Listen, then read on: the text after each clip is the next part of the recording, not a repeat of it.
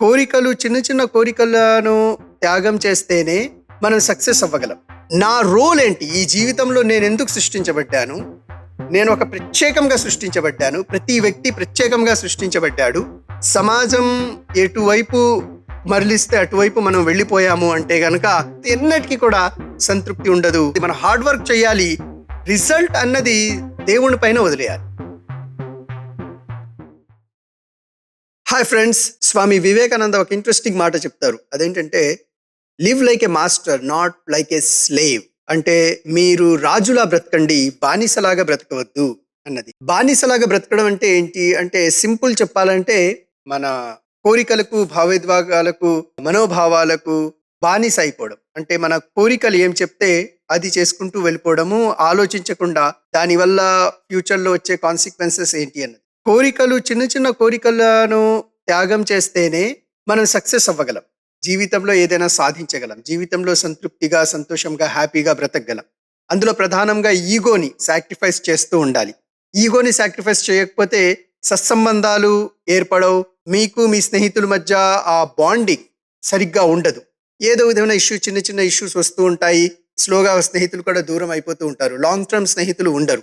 ఈ విధంగా లైఫ్లో మన ఈగోకి, కోరికలకి, మన ఇమోషన్స్కి బానిసలా మనం బ్రతకూడదు. అది నెంబర్ 1. రాజులా బ్రతకాలి. అంటే మన ఇమోషన్స్ మన కంట్రోల్లో ఉండాలి. కోరికలు మన కంట్రోల్లో ఉండాలి. మన టైం మన కంట్రోల్లో ఉండాలి.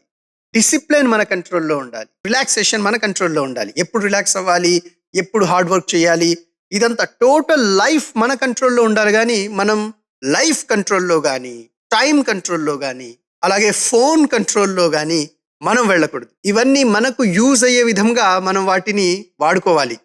అలా కాకుండా అవి చెప్పే విధంగా మనం యాక్ట్ చేయడం స్టార్ట్ చేసాము అంటే గనక మన జీవితం నాశనం అయిపోతుంది. ఇది నెంబర్ 1 పాయింట్. బానిసలా బ్రతకూడదు అంటే. రెండోది ఏంటంటే, మీరు ఇతరులకి ఏదైనా సహాయం చేస్తే రిటర్న్ ఎక్స్పెక్టేషన్ ఉండకూడదండి అస్సలు. అంటే ఈ రోజు నేను ఏదో సహాయం చేశాను, తను నాకు ఒక మంచి విధేయుడిగా ఉండాలి, నేనేం చెప్తే అది వినాలి, లేదంటే ఏదో ఒక రోజు అతను కూడా నాకు మళ్ళీ అదే సహాయం రిటర్న్ చెయ్యాలి, అది ఫేవర్ చెయ్యాలి. ఒకవేళ ఆ సమయం వచ్చినప్పుడు మళ్ళీ నేను ఫేవర్ అడిగితే అతను చేయలేదనుకోండి, ఏదైనా హెల్ప్ సహాయం అడిగితే అతను చెయ్యలేకపోయాడు అనుకోండి, ఇమోషనల్ అయిపోవడము, ఆ టైంలో నేను నీకు ఇంత హెల్ప్ చేశాను, ఈరోజు నా గురించి ఇంత చేయలేవా అని మనకు మనం బాధపడిపోవడము, ఇది స్లేవ్ లక్షణాలు, ఇది బానిస లక్షణాలు, ఇవి రాజు లక్షణాలు కాదు. రాజు పట్టించుకోడు. రాజు ఎవరికైనా సహాయం చేశాడు అంటే తిరిగి మళ్ళీ సహాయాన్ని ఎక్స్పెక్ట్ చెయ్యడు. ఎప్పుడైతే ఏ రోజైతే మనం ఒక వ్యక్తికి హెల్ప్ చేసి రిటర్న్ ఎక్స్పెక్టేషన్ పెట్టుకున్నామో అదే రోజు మన చెయ్యి కిందకి వెళ్ళిపోయినట్టే. ఇలా ఉండదు, కిందకి వెళ్ళిపోయినట్టే. ఎందుకంటే అదే రోజు మన తల వంచేసినట్టే. అదే రోజు మనం ఆ బానిస లక్షణాలను ప్రదర్శిస్తున్నట్లే. ఆ స్లేవరీ మైండ్ సెట్ ఏదైతే ఉందో ఆ మైండ్ సెట్లో ఒకటి ఏంటంటే, ఎప్పుడు సమాజం నుండి ఏదో విధమైన ఎక్స్పెక్టేషన్ కలిగి ఉంటాడు మనిషి. వీళ్ళు అది చెయ్యాలి, వాళ్ళు ఇది చెయ్యాలి. ఇదే స్లోగా ఏం చేస్తుందంటే బ్లేమ్ మైండ్ సెట్ని కూడా క్రియేట్ చేస్తుంది. అంటే ఒకవేళ నేను ఏదైనా సాధించలేకపోతే నా పేరెంట్స్ ఫాల్ట్, నేను ఏదైనా సాధించలేకపోతే నా టీచర్స్ నాకు సరిగ్గా చెప్పలేదు, లేదా ఫ్రెండ్ ఏదో మోసం చేశాడు, అతడి వల్ల, ఇతడి వల్ల, వీళ్ళ వల్ల, లేదంటే నా టైం చాలా బిజీగా ఉంది, నా పైన టూ మెనీ రెస్పాన్సిబిలిటీస్ ఉన్నాయి, నా తలరాత ఇంతే అని తలరాత పైన అన్నిటిపైన బ్లేమ్ చేస్తూ ఉంటాడు కదా. అది కూడా స్లేవరీ మైండ్ సెట్. ఇది రెండో పాయింట్. మూడో పాయింట్ ఏంటంటే, సమాజం నుండి మెప్పి పొందే ప్రయత్నం అస్సలు చేయకూడదు. సమాజాన్ని సంతోషపెట్టే ప్రయత్నం ఇప్పుడు కూడా చేయకూడదు. సమాజం ఎలా చెప్తుందో నేను అలా ఉండాలి, సమాజాన్ని ఎప్పుడు ప్లీజ్ చేస్తూ ఉండాలి అంటే ఆ ఆలోచన ఉందంటే మనం ఆల్రెడీ సమాజానికి బానిస అయిపోయినట్టు. సమాజం అనేక విషయాలు చెప్తూ ఉంటుంది, కానీ నాకు ఏం నచ్చింది, నేను ఏం చెయ్యాలి, నా లక్ష్యం ఏంటి, నా యూనిక్ వాల్యూస్ ఏంటి, నా రోల్ ఏంటి, ఈ జీవితంలో నేను ఎందుకు సృష్టించబడ్డాను, నేను ఒక ప్రత్యేకంగా సృష్టించబడ్డాను, ప్రతి వ్యక్తి ప్రత్యేకంగా సృష్టించబడ్డాడు, నా పాత్ర ఏంటి, ఆ రోల్ని తెలుసుకొని దాని ప్రకారంగా మన జీవితాన్ని మనం డిజైన్ చేసుకోవాలి. తప్పితే సొసైటీ ఏదో నువ్వు ఇంజనీర్ చేసేయి, నువ్వు డాక్టర్ చదువుకో, లేదంటే నువ్వు ఇలా బ్రతుకు, అలా బ్రతుకు, నువ్వు ఇల్లు కట్టేసుకోవాలి, లేదంటే నీకు వాల్యూ లేనట్టే, నువ్వు కారు కొనుక్కోవాలి, లేదంటే నీకు వాల్యూ లేనట్టే, నువ్వు జాబ్లో ఈ ప్రమోషన్లో ఉండాలి, లేదంటే నీకు రెస్పెక్ట్ ఉండదు. ఈ విధమైన చాలా ఫాల్స్ నరేటివ్స్ అంటారు కదా, ఇది సమాజం క్రియేట్ చేస్తూ ఉంటుంది.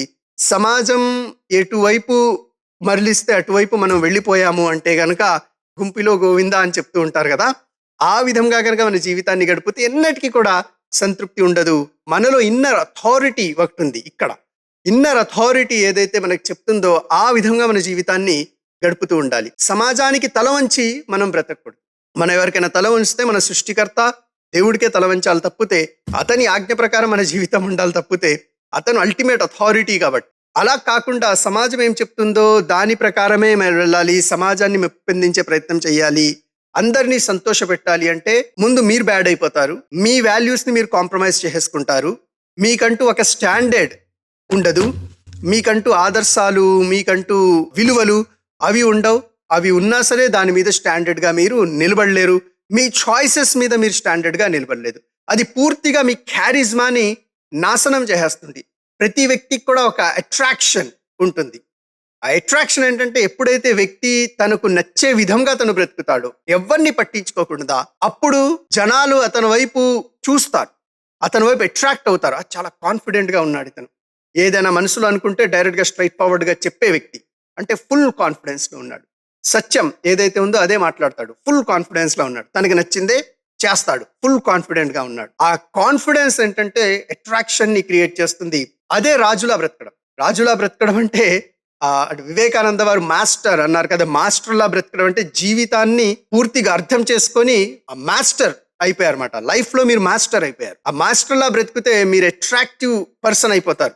అందరూ మీ వైపు అట్రాక్ట్ అవుతారు, మిమ్మల్ని ఒక లీడర్గా చూస్తారు, మీలో క్యారిజ్మా ఒకటి ఉంటుంది, మీరు చాలా అట్రాక్టివ్ పర్సన్గా ఉంటారు. అలా కాకుండా సమాజం ఏం చెప్తుందో అది తల వంచేసి ఆ వేవ్లో గనక వెళ్ళిపోతే, సమాజం ఎటు వెళ్ళిపోతుందో అలా వెళ్తూ ఉంటే గనక ఒక సాధారణంగా సీదాసాదా వ్యక్తిగానే ఉండిపోతారు, కానీ ఒక స్ట్రాంగ్ లీడర్గా మీరెన్నటికీ కూడా రాణించలేరు.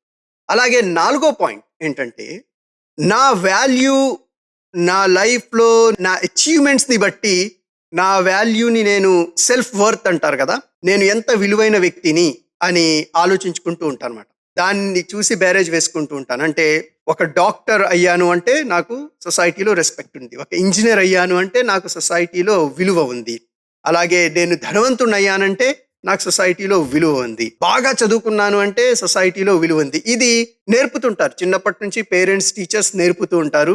కానీ వాస్తవానికి అది ఫ్యాక్ట్ కాదు. ప్రతి వ్యక్తికి కూడా సొసైటీలో రెస్పెక్ట్ అంటూ ఉంటుంది. మీ చుట్టుపక్కల ఉన్న వాళ్ళ దగ్గర మీరు రెస్పెక్ట్ని గెయిన్ చేయవచ్చు. ఎలా గెయిన్ చేయవచ్చు?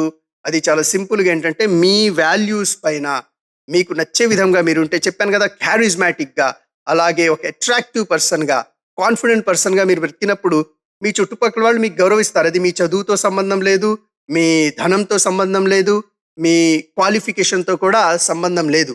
ఇవన్నీ ఉంటేనే నాకు సొసైటీలో విలువ, ఇవి లేవు కాబట్టి నాకు విలువ లేదు అని మీరు భావిస్తారు కదా. ఏ నిమిషంలో అయితే మీరు నాకు విలువ లేదు అని భావిస్తారో సొసైటీ కూడా మీకు విలువ ఇవ్వదు. నా వాల్యూని నేను గ్రహించాలి, నా యూనిక్నెస్ని నేను డిస్కవర్ చేసుకోగలగాలి, నా ప్రత్యేకత ఏంటో నేను తెలుసుకోగలగాలి.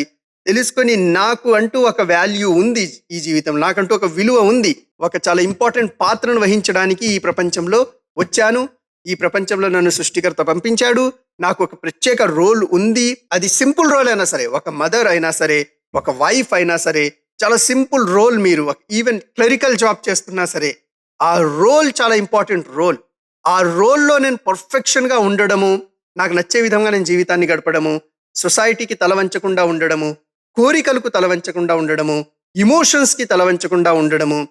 ఇమోషన్స్ ఏం చెప్తే అది అంటే, దుఃఖం వస్తే ఏడ్చేయడము, కొద్దిగా సక్సెస్ వస్తే చాలా ఈగో, అహంకారం ప్రదర్శించడము, ఇవన్నీ ఉన్నాయి చూసారా. ఇదంతా ఏంటంటే బానిస మైండ్ సెట్ పట, ఇది స్లేవరీ మైండ్ సెట్. మీరు కింగ్లా బ్రతకాలి అంటే వీటన్నింటినీ పక్కన పెట్టేసి, ఇవన్నీ నాకు యూజ్ అవ్వాలి. ఎలా యూజ్ అవుతుంది? నా టైం నాకు యూజ్ అవ్వాలి, నా ఇమోషన్స్ నాకు యూజ్ అవ్వాలి, నా కోరికలు కూడా నాకు యూజ్ అయ్యే విధంగా ఉండాలి, కానీ నన్ను నాశనం చేసే విధంగా ఉండకూడదు. ఈ ఆలోచనతో, ఈ పాజిటివ్ మైండ్ సెట్తో ముందుకు వెళ్ళాము అంటే గనక ఖచ్చితంగా జీవితంలో చాలా సక్సెస్ని సాధించగలం.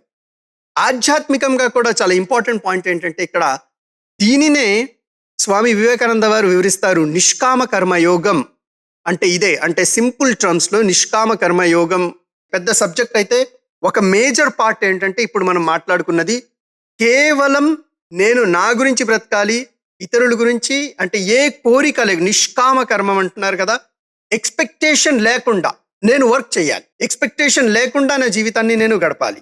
ఇతరుల నుండి గాని, సమాజం నుండి గాని, భార్య నుండి గాని, పిల్లల నుండి గాని ఎవరి నుండి కూడా ఎక్స్‌పెక్టేషన్ ఉండకూడదు. అంటే రిజల్ట్ అన్నది మనం హార్డ్ వర్క్ చేయాలి. రిజల్ట్ అన్నది దేవుని పైన వదిలేయాలి. ఆ సృష్టికర్త సృష్టించాడు కనుక సృష్టికర్త రిజల్ట్ నిజంగా చెప్పాలంటే కష్టపడడం వరకే మన చేతిలో ఉంది. ఏదైతే కష్టపడిన తర్వాత వచ్చే ప్రతిఫలం మన చేతిలో లేదు. ఒకసారి సక్సెస్ అవుతాం, ఒకసారి ఫెయిల్ అవుతాం. అది మన కంట్రోల్లో లేదు. బాగా హార్డ్ వర్క్ చేస్తే సక్సెస్ అయిపోతాం అంటాం కానీ బాగా హార్డ్ వర్క్ చేసిన తర్వాత కూడా అనేక సార్లు ఫెయిల్ అయిన హిస్టరీలో అనేక ఎగ్జాంపుల్స్ ఇలాంటివి ఉన్నాయి. సో ఆ ఫార్ములా సక్సెస్ ఎప్పుడు వస్తుంది, ఫెయిల్యూర్ ఎప్పుడు వస్తుంది, ఎందుకు సక్సెస్ వస్తుంది, ఎందుకు ఫెయిల్ వస్తుంది, ఇదంతా ఏంటంటే అది సృష్టికర్త క్రియేటర్ చేతిలో ఉంది. మన జీవితంలో మెజారిటీ భాగం ఆ సృష్టికర్త చేతిలోనే ఉంది కనుక పర్టికులర్గా రిజల్ట్ మనం ఆ సృష్టికర్తకు వదిలేయాలి. సృష్టికర్త అంటే అల్టిమేట్ శక్తి, అల్టిమేట్ పవర్. ఈ మొత్తం యూనివర్స్ని, నా జీవితాన్ని అన్నింటినీ కూడా కంట్రోల్ చేస్తున్న శక్తి, కంట్రోల్ చేస్తున్న పవర్. వాటిని దేవుడు అంటే సింపుల్ ఒక పదం కదా, దేవుడు. ఆ శక్తినే మనం దేవుడు అన్న పదంతో పిలుస్తూ ఉంటాము. అయితే పవర్ఫుల్ శక్తి ఏదైతే ఉందో ఆ సృష్టికర్త చేతిలోనే మన రిజల్ట్ అన్నది ఉంది. హార్డ్ వర్క్ చేయాలి, డిసిప్లిన్గా ఉండాలి, ఇమోషన్స్ మన కంట్రోల్లో ఉండాలి, భావోద్వేగాలు, అలాగే డిసిప్లిన్ మన కంట్రోల్లో ఉండాలి, టైం మన కంట్రోల్లో ఉండాలి, ఫోన్స్ మన కంట్రోల్లో ఉండాలి, ఇమోషన్స్ మన కోరికలు మన కంట్రోల్లో ఉండాలి. మనం వాటి కంట్రోల్లో వెళ్ళకూడదు. ఈ విధంగా బ్రతికితే గనక మనం రాజులా బ్రతుకుతాము, ఒక కింగ్ లాగా, మాస్టర్ లాగా బ్రతుకుతాం. ఆ విధంగా బ్రతికే ప్రయత్నము మీరు నేను చేద్దాము. Wish you all the best. Thank you very much.